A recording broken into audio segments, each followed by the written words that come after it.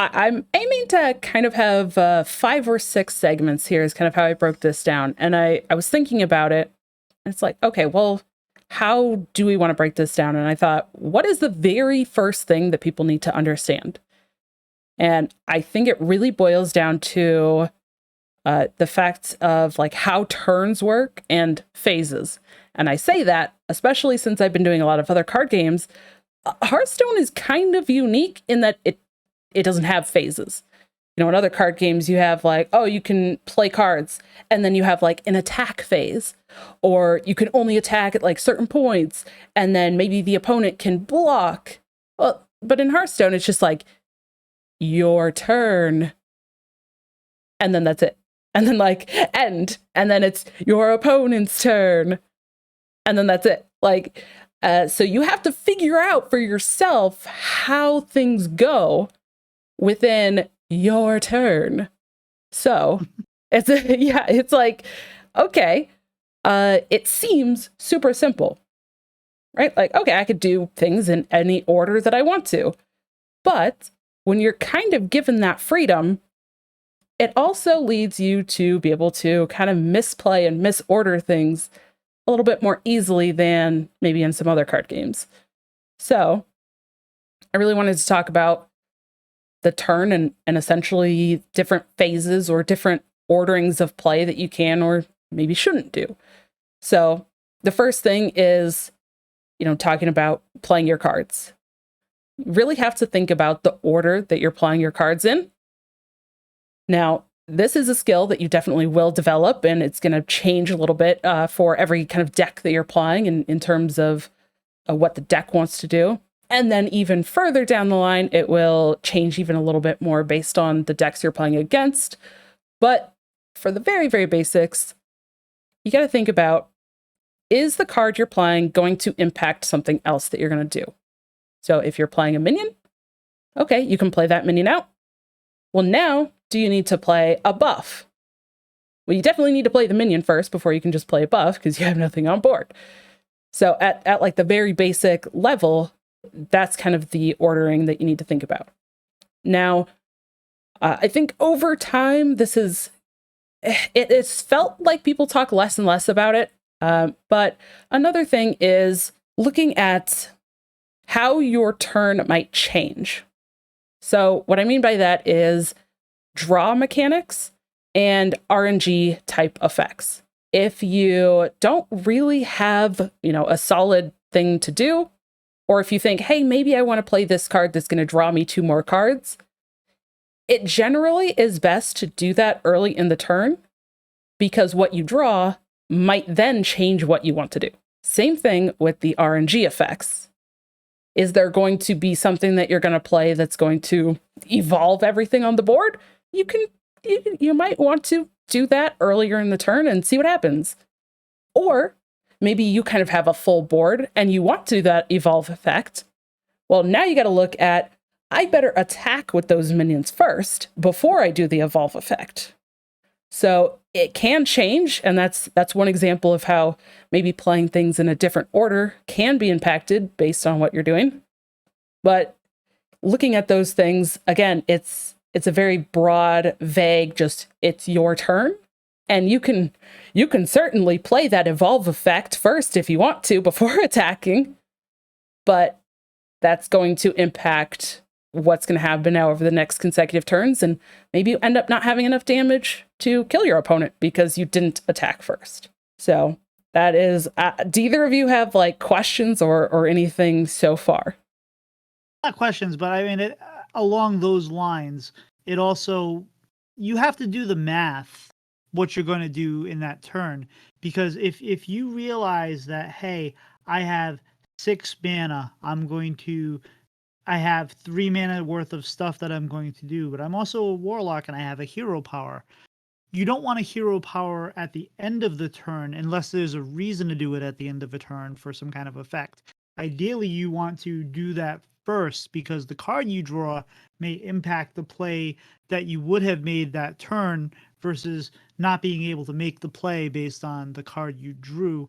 if you figured out at the beginning of that turn that at some point I am going to have to hit that hero power button and see what the card is. So ordering also factors in with that sort of, how much mana do I have? What can I do with it? Am I having to spend it on a hero power? When should I do that? And that's something I think you need to also consider as well. I don't really have like many questions because that was one of the first things that Animor from Sogoi kind of like tried to beat into me as he was helping me get better was RNG first. Like if you don't know what to do, RNG first is a good way to change your game plan. So that's for my personal play. That's what I try to do is just RNG first and then see if that changes whatever else I wanted to do. And it might not always be the right play, right, Dawn? Like you might not always do the Sure. if you're going to clear things and you have to attack into some taunts, and it makes sense to attack into the second mob with your saber, if you're playing hunter, and then there's the RNG there of what it might draw. You still have to do that in the right order, and while the RNG might take place later, it all depends on the current board state and in your hand and everything else. Yeah, absolutely. And I think that's just that's kind of what each and every turn and ultimately the game as a whole boils down to, is looking at the turn, looking at the order that you want to do things in, and how those decisions, what order you do things in, will impact the game. Like I said, if you have a full board of minions that can attack and you don't hit them into the face or try to make some trades, clear a couple of your opponent's things off, and then you do some sort of evolve effect, you miss out on all that damage, which down the line could mean that you don't have enough damage later to end the game and put your opponent to 0 or lower.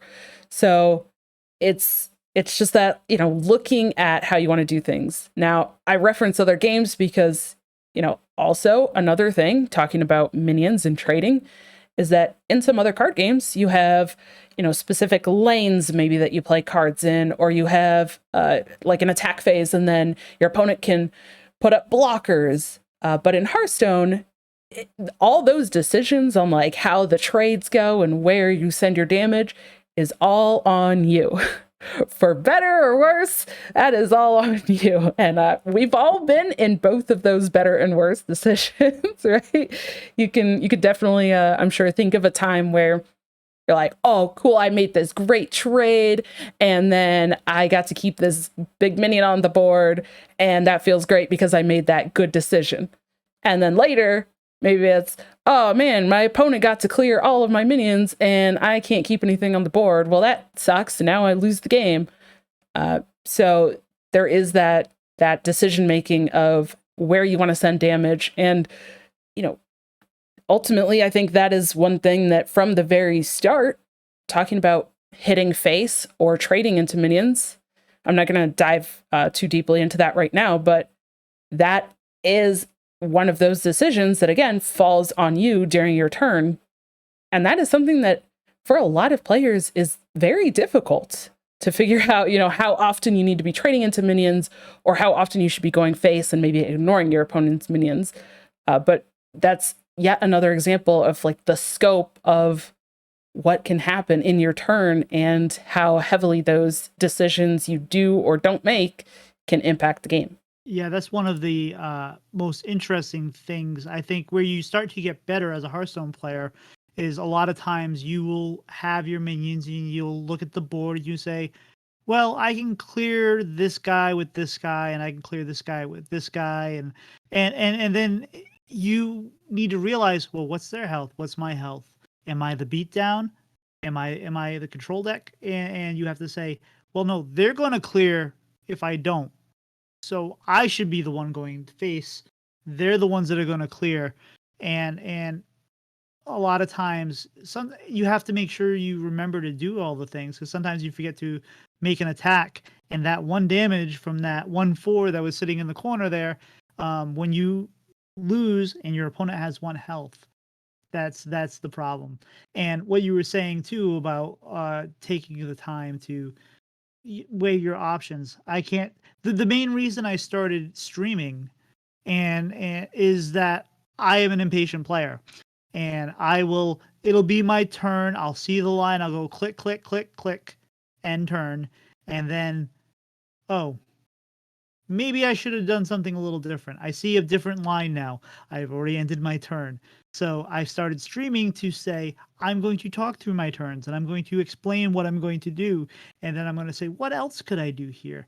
How are they going to win? How am I going to win? And it makes a huge difference when you take that time to order order your phases in your mind and take the time to do it. Now you only have 2 minutes or whatever it is, but that's a world of time if you compare to just going click, click, click, done. Yeah, it's again, you know, I reference that this is really different than other card games because I think that is something that, again, from my experience with Pokemon and Magic, and then I started Hearthstone, and it's like, oh, wait, okay, I can just I can attack like in any order I want with my stuff, or like I could like do one attack and then I can play a card, and then I can attack with this other thing. Like that for me, it was almost mind blowing. I'm like, whoa, what? I don't have to like have an attack phase to send everything at once. You really can pivot your turns and your decisions how you want to, which, like I said, for better or worse, it just means that that is a skill that you do have to develop, is like looking at that. But you know, I think thinking of it instead of in terms of, oh gosh, I need to make all these trades and how am I going to order all of these cards? Just think of it kind of in one decision at a time, right? Like, okay, in my turn, I can attack. Do I want to attack this turn? If I want to attack, am I attacking into another minion? If I want to attack, am I attacking face? If I want to attack, do I need to play a buff first, you know, or something like that? Do I want to hero power this turn? That's another decision, right? So that's actually the biggest issue I run into is playing Demon Hunter when you have purchase on board, and then you start making trades, and then you realize, oh, I'm gonna have 4 mana left over. I should have hero power, trade, hero power, attack, hero power, and I always get ahead of myself when I'm playing that. So I think that's a great place where it's like, well, no, you need to have an idea of what you're going to do before you get into your attack phase. Yeah, and like I said, it's, you know, there's not even like a full attack phase because you can do exactly that. You can make an attack, and then with the Kurtrus Demon Hunt, you know, hero, okay, make one attack, and then I can hero power because it refreshes. Oh, then I can attack again. Oh, now my hero power is refreshed. I can do that again. So things will change what you can do in the turn. But that's why I really wanted to talk about this, like in terms of there are so many things you can do. And it's, if you misorder stuff, especially if you're really learning, you're trying to get these basics down. You're like, oh crap, I attacked. And then I used this hunter hero power that put out Leok and I missed the damage there. We've all done it. It happens. Just, you know, try to use that as a lesson and be like, oh yeah, okay. So maybe in the future, I can take that experience and I can look at it as, is there something I should try doing before I make this attack? So it's, again, it's so vague, just having a turn, and then you have to like figure everything out for yourself. But the more you practice it, the more you kind of sit down and say, okay, I'm going to take these next 3 games, let's say, and I'm going to think about what kind of attacking I want to do over these next 3 games, and that's what I'm going to focus on during my turn. Or if you want to take the next 3 games and say, okay, I'm going to look at my turn and say, is there something I need to make sure I do very first before I do anything else? Is there, if you have to tell yourself out loud, even if you're not streaming, and say something like, okay, do I need to, or can I draw or do an RNG effect before I make other decisions? Say it out loud. Then you will look for that. And then oh, okay, cool. I can draw a couple of cards first. And now I can think about the rest of my turn.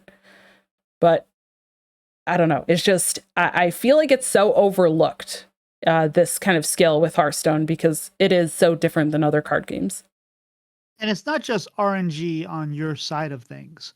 You may clear a minion that has a death rattle that summons something else. And what that minion that you clear summons is going to have a drastic effect on what the rest of your turn looks like. Same thing with planning the order of way you're testing for secrets.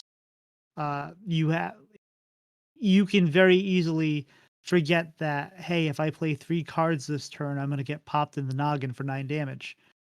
Or summon a minion that's going to put a taunt in my way so that I can't execute the plan that I vaguely had in that 10 seconds I thought about it before I attacked.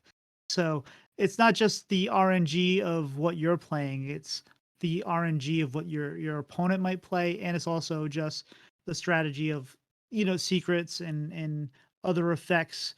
Like, don't play your 1/2 minions if they have a sigil down that's going to kill your 1/2 minions on the next turn, like, unless you're trying to buff your Denathrius or something. Like, you have to evaluate everything that's in play, not just what you're doing.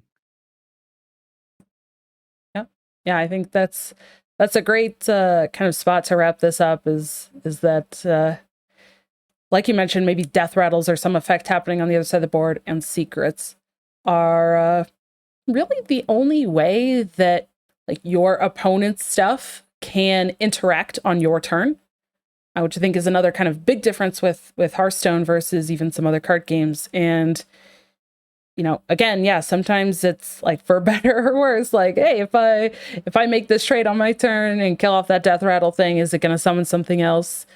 Do I have to think about that? Do I care about that? Do I ignore it? Maybe ultimately then you decide I don't want to trade into that thing.